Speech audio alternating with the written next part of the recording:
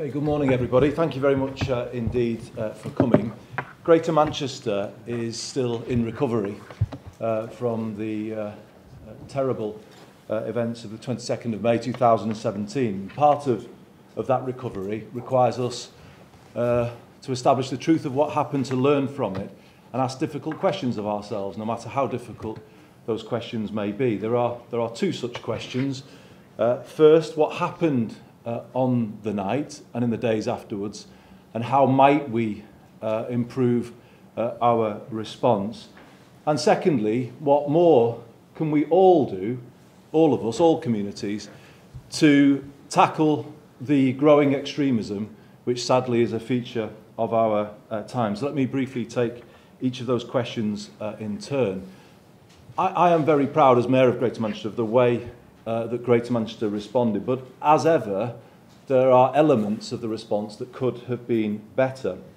That is why I asked Lord Kerslake to conduct this review and take an in-depth and honest look at what happened. We need to know that, and also families need to have all of their questions answered. So that is why I asked Lord Kerslake to put the family's first principle at the heart of this review, and I am grateful to him and all of the members of his panel for doing so, and indeed for adopting the Charter for Families Bereaved Through Public Tragedy as recommended by Bishop James Jones. Experience shows that the best way to help families in the grieving process, however difficult, is to give them the truth as early as possible, and that is what we will seek to do. So today I am calling also on all of the individual public bodies in Greater Manchester to adopt the principles of the Charter and provide the fullest possible cooperation to Lord Kerslake and his panel as they conclude their deliberations. It's not just public bodies who need to examine their response to the tragedy. While much of the media was extremely responsible in the way it covered events, and I particularly pay tribute to our local media here in Manchester and indeed in the North West, there were instances of behaviour that was not acceptable, both in terms of images distributed and contact made with families. I am glad that the review is looking at this issue, and I would just ask colleagues in the media to take on board feedback, honest feedback, in the same way that we are asking our public bodies and our emergency services to do. Turning to the second question, in parallel to this review, I established a commission on tackling violent extremism. Late last year, the Home Office confirmed that Greater Manchester would be considered as a pilot area for how better sharing of information on those who may pose a risk to us might improve public safety. This week I have met the Commission and asked them to consider proposals for how that pilot might work and crucially engage all of our communities. I've asked them to challenge all of the communities of Greater Manchester to consider what more they might do to tackle extremism and bring forward proposals to that effect. So that is the update from my point of view, but now of course I'd like to introduce Lord Kerslake to give his interim report on the panel's work. Well, thank you very much for that, Andy. The panel began its work in September. We've been commissioned by the Mayor to undertake this review, but it is an independent review, and we will report our findings to the Mayor in March of this year. We have today produced a progress report which tells the public and of course the media what work we've done so far in undertaking this review.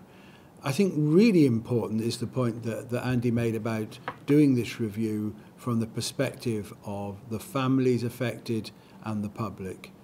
It hasn't wholly been about that, of course. We have talked to the agencies and we've got their story. But we wanted to tell the story from the perspective of those who were caught up in the terrible events on that night.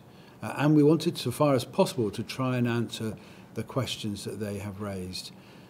You will see from the progress report that we have had 170 or more families and others participate in the review, and we've done that through the NSPCC, and that's been a combination of written contributions, but also face-to-face interviews, and members of the panel, including myself, have met with the families to hear their stories.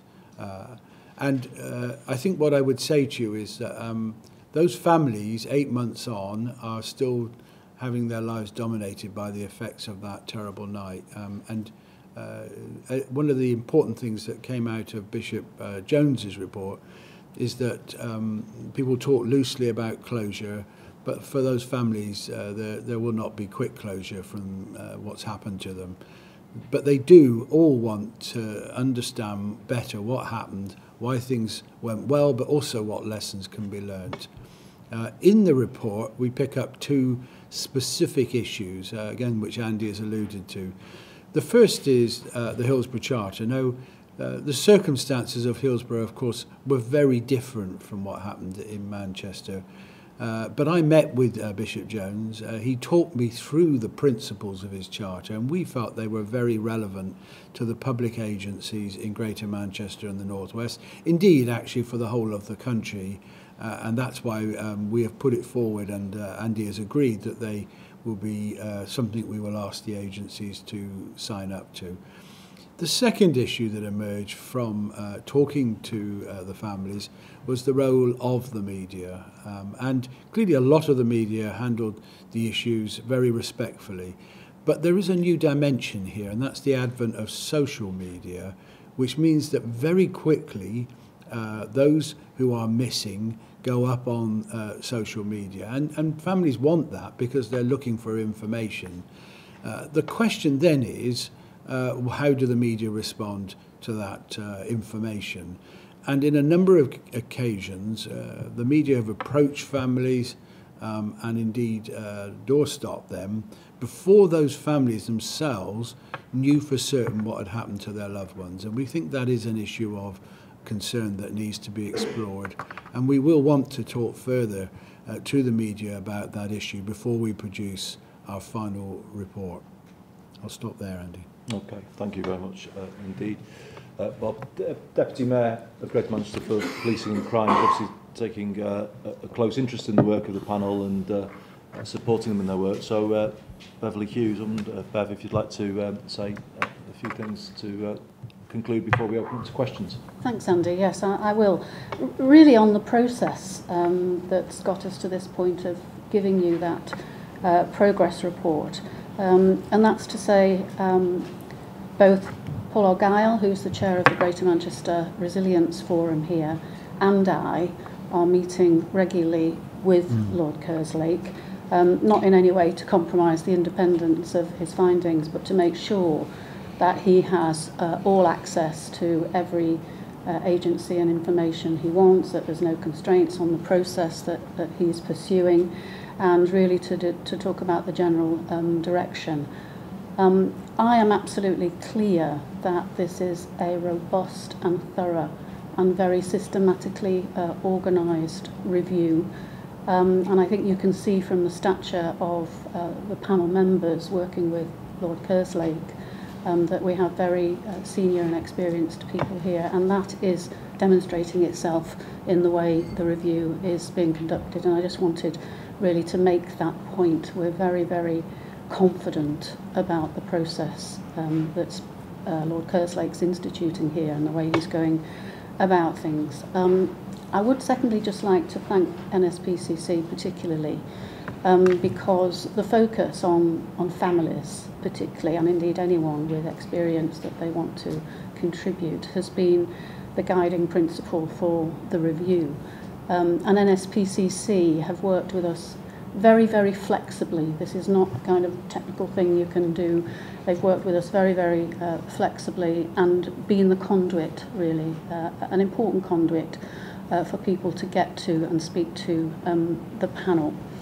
I think, finally, just to say that we're aware that the event today, whilst we think it's important to have this event, may trigger other people who have not yet been able to come, particularly those injured.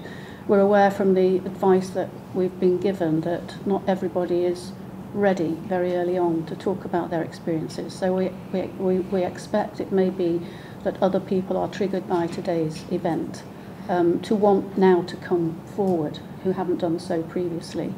So although the kind of first phase of opportunity to do that has been completed, we have indicated on the website today that there will be another way for people who find themselves in that position to contact us, and indeed, as Lord Kerslake has said, he particularly also wants to talk to the media.